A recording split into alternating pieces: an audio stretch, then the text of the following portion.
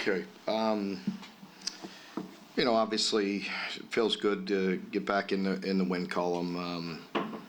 As I told you last Monday, I felt like our team is in a better place. Trying to get some guys healthy, coming off the bye, playing a non-SEC school, getting a victory. Now, we're trying to go 2-0 in that last third of the season, just trying to finish strong. And we need to play our best football of the year, obviously, again, another great opportunity, another great challenge going into Texas. Coach Sark got them playing at a very high level, a very good football team that he's been building for some time. I think, it's evident they have a lot of continuity. I think it's the only Power 4 school in the country that's had the same offensive coordinator, same head coach, and same defensive coordinator. So they have continuity, and that it shows both in their recruiting and the portal, the additions that they got in the portal, especially offensively. Look at their wideouts. A couple guys they got are added to a dynamic wide receiver group. But just a good football team, top to bottom. Obviously, with play calling, very creative, very good, very well coached in all areas. And for us, again, I feel like we got to build on where we're at, getting healthy, the last part of the season, coming off the bye. I think we're in a good place. For us, the challenge has been consistency. It's not been competitiveness. We've been competitive against some of the best teams in the country. We just have to be more consistent. That's what we're striving to do, and we're striving to give them our best shot and play our best ball. And that's what we're looking to do, to build on that and have a great week and go in there and let it eat, let it rip, and play another great team in a great environment. And that'll be another big challenge, but it's another big opportunity as well. You mentioned, Mark, this will be the fourth kind of playoff contender you played. In the previous 3 games, you had a chance to take the lead in the fourth quarter. You did it Ole Miss. So can you explain why they've stepped up, or how you got them to step up? I think it's the consistency. I think you're right in there's no excuses in our area of the kind of the inconsistency. Look at our league. And, I bet you there's not one news conference where they haven't had to answer that question. If you think about it, right? You know what I mean? The total, the totality of what you go through in this league is hard, and it drains you. And that's why there's ups and downs. And you see it. You saw Kirby, talking about it. I mean, they've had a brutal schedule. It is very difficult to play at the level that they played last Saturday every Saturday. I don't care if you're those guys, and they're beasts. I mean, they're great. And there's a lot of really good teams in this league. And as coaches, we feel that frustration. And to each of us, to myself, I'm just worried about our team and our fan base and our group. I understand the frustration of inconsistency. It's a challenge. It's hard. We need to worry about our team and our, what we're doing and how we build this team and what we do to move forward, and how we, have the depth that you need to play at that level, because, it takes extremely intense preparation and, a really good plan, and then guys playing extremely hard and then executing, and playing at a high level. Mark, do you take anything from Arkansas playing really well on Saturday? I know Arkansas is a good team too. They knocked off Tennessee, but are you kind of identifying some weaknesses that you could exploit? I mean, there's no weaknesses on this team. But the eye test, they're as strong as anybody in the country. Tell me one group. I mean, you look at them offensively. A dynamic play caller and a great coach. O-line is completely solid. Running backs, 2 great ones, probably more. 4, you know what I mean? But wide receiver room, arguably the best in the country. Dynamic tight ends. Defensively, front 4. They lost some guys that were pros, replaced them in the portal with pros. Really deep, really big. I'd say, arguably again the best secondary in the country, with it, bar none. And you put that together, a pretty solid team. Mark, you and Sark go back to your Pac-12 days. Yeah. When you think about his offense, what are the characteristics of a Sarkisian offense? Yeah, creative. Creative. You hear the word, eye candy. He's probably thrown a lot around, in press conferences across the country, but dynamic. Getting you. He does a great job of marrying the run and the pass. And then a fantastic job in the screen game off all of that. So you're thinking run, you're thinking play action pass, come back to a screen. And he ties it together as good as anybody. Mark, let us know that DJ's out for the year. You rotated a lot of guys in Smith. Yeah, I think we paid 34 guys on defense. I'm not sure we've ever done that. So how did those young linebackers perform in their first extended reps? They did a good job. I mean, they did. It was nice to see them get some reps. A guy like Grant and Javion and just all those guys. I mean, just seeing them get some reps. I mean, it was good, and they needed that, and it was good for them. As a group, I've been telling you, without singling out guys, that I just think it's a good young group across the board on both sides of the ball, and it was good to see them get some snaps. Can that be kind of this opportunity late in the season to be a springboard for the future? Yeah, I'd like it to be. I mean, let's not kid ourselves. I mean, we're looking, as I mentioned off the bye, that I want to finish strong. The last third of the season, we have a third of the season when I talked to you about that, and I told the team we're 1-0 off that reboot, and then we have another great challenge ahead of us here. But absolutely, I'm always looking to make sure the program's moving forward and the needs that we have, and the areas of concern, and then and making sure we're getting a look at the young players. Again, there's no mystery, and I know everybody's talking about the quarterback position, and you look at Cutter, and the first time he really was under center with getting a lot of practice reps with the ones and the twos and being prepared for that opportunity and making the most of it. So a lot to build on there. But, Brock will be under center, and Brock has given us a chance to we went on the road and beat a playoff team and had an opportunity in some others like you had just mentioned. And so Brock's done some really good things as well. And but we will absolutely continue to have Cutter ready and get him those first, second team reps and just get him ready and keep on developing him. And, we certainly like what we saw in one half of football. But again, Brock has done some really good things in some really, really tough, hostile environments to put us in a position to win as well. What did the film and your conversation with Brock say about those first two passes that were so bad? Again, I knew it right on the field. Like in the film confirmed it. I mean, it was indecision. It was not clean in being on the same, with a freshman wide receiver. You know what I mean? And not defending the pass either. You know what I mean? Especially the second one. You know what I mean? But he expected the receiver to rip it across his face. There was nobody there to cap it. The post was there. And by that time it's late, and you probably try to get a lot extra, and your footwork's bad, and it just comes out worse than it is.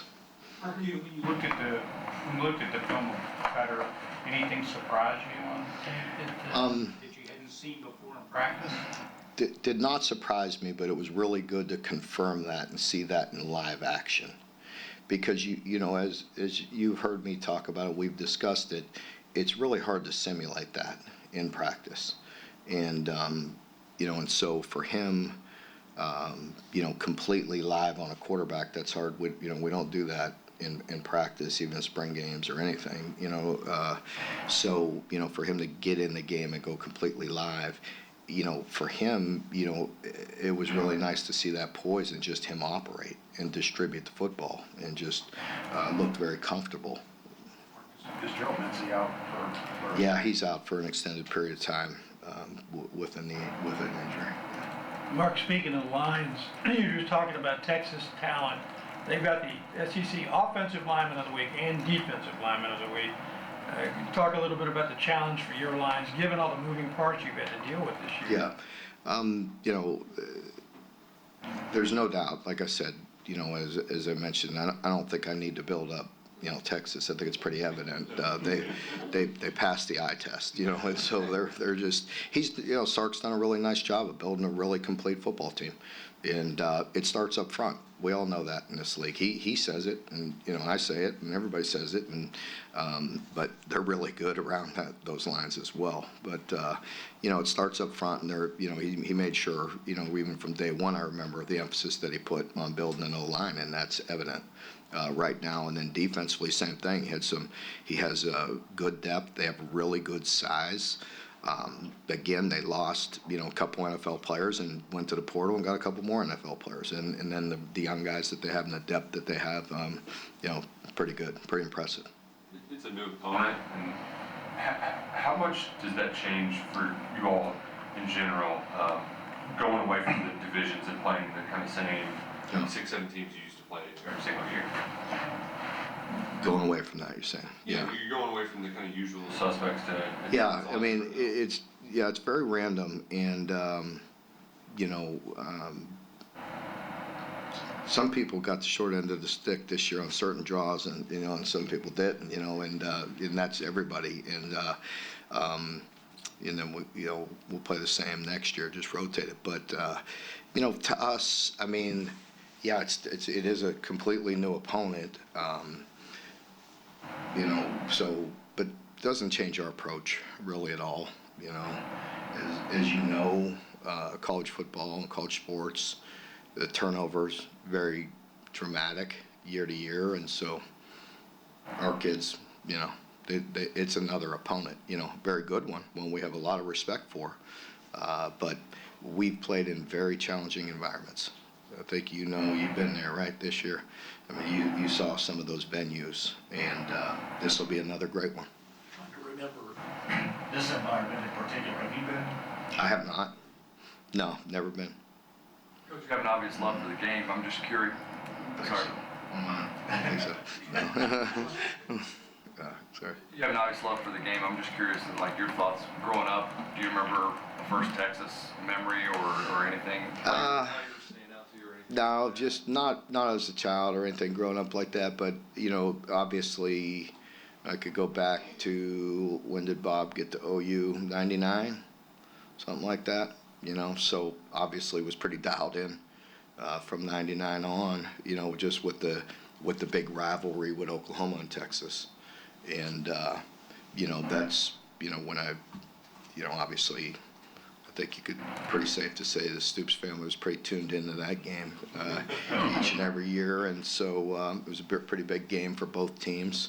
But that's when I probably really started watching them closely. Mark, what did you feel about those backup offensive linemen that you got in on Saturday for an extended time for the first time? Some of them, I think, nothing, we probably didn't expect. Some I think we think are going to be really good players, just with some time and reps, and then, some others struggled a little bit. And so, it's something that we'll address. Mark, you've been in this business for a long time as both as an assistant coach and a head coach, obviously. Do you still get a little excited about going into a new place like this, especially one of the football blue bloods like Texas? Yeah, I do get excited about it, and I hope our team does, and that's something that I hope our team, that I have to talk to about is, like, let's dial in on our preparation, and you hear me say that a lot, but it's very true, because I hope they're excited to go to, embrace this great challenge we have, but what an opportunity, and it does start with being excited today and tomorrow and Wednesday, and just putting our, if you don't do that work, you have no chance. Going back to last season, ending in Louisville, you guys are 2-2 against top 10 teams.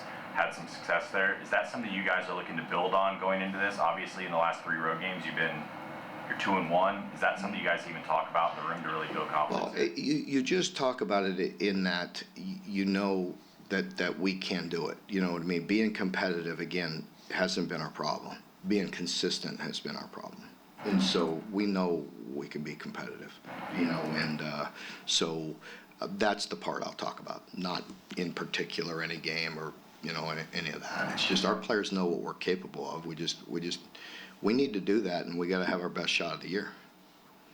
What have you seen from Nichols, your defensive back, who's gotten on? I think he's going to be a really good player, good player. Good young guy, true freshman.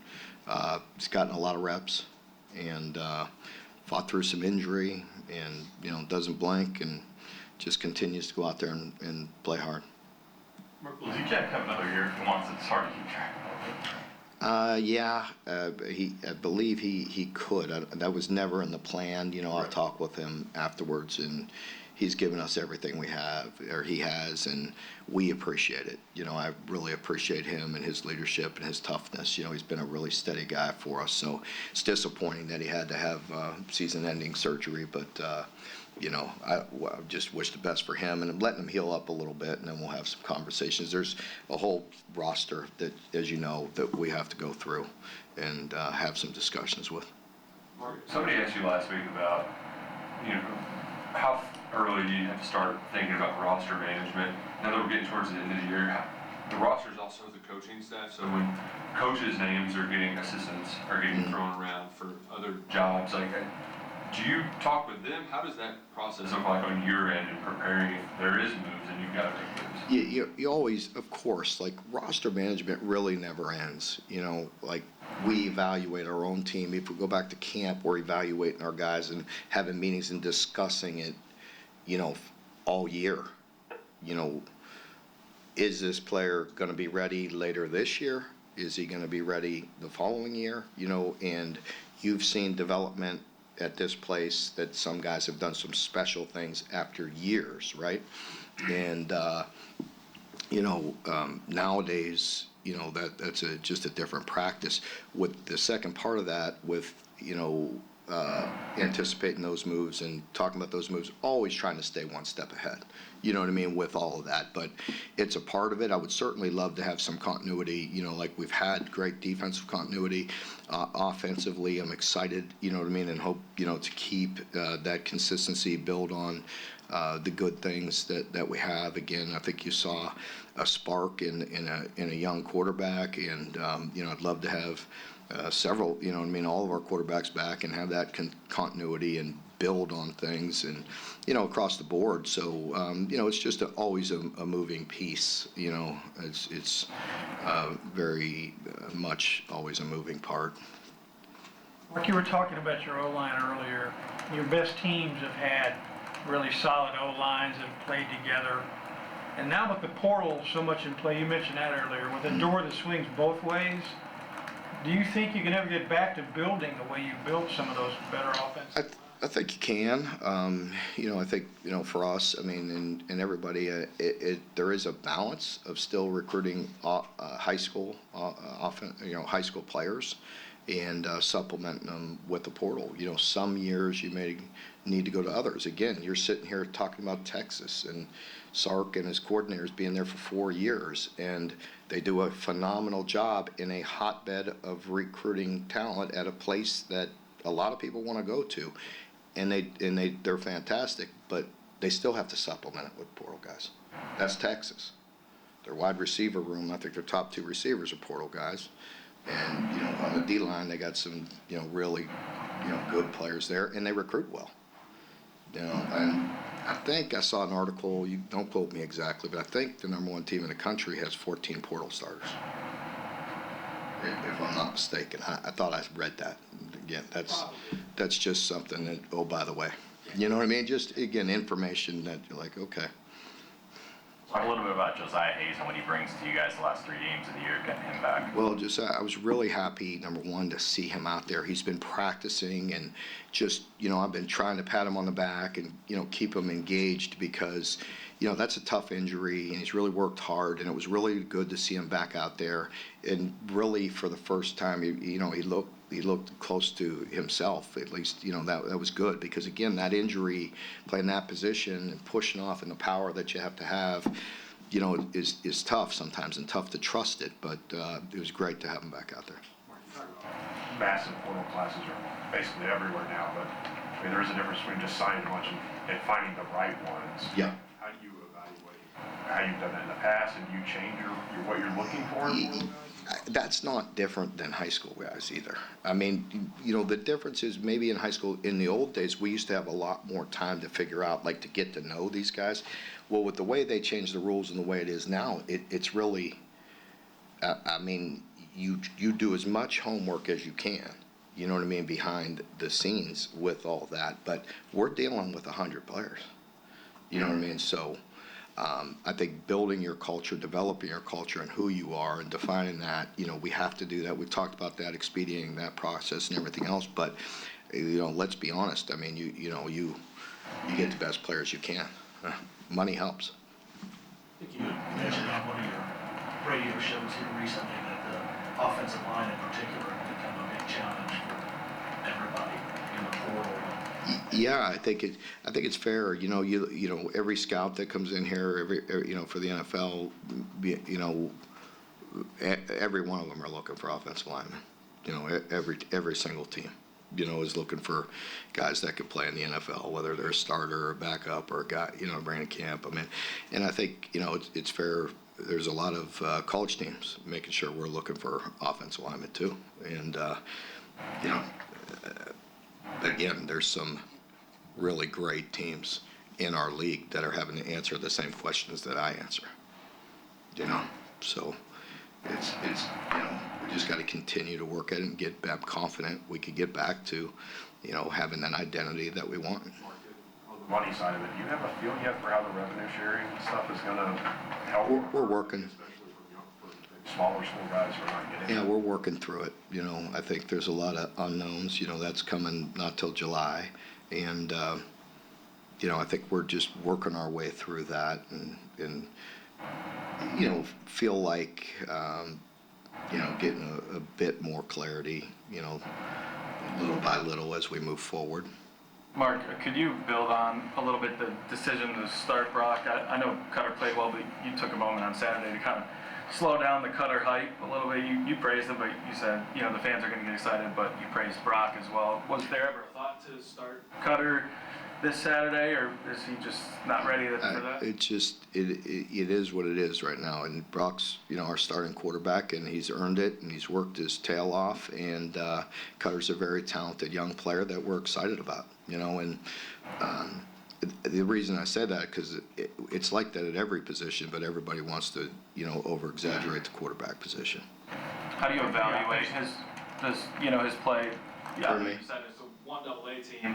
So does that make it a little bit tougher to evaluate his performance? How he looked great, but it was FCS. Well, as I just said, I already commented on that. I thought he looked really good. I thought he made really good decisions. I thought he looked comfortable, and he has a lot of talent. And, those are things we saw in practice and in games. It's good to see him get some game reps.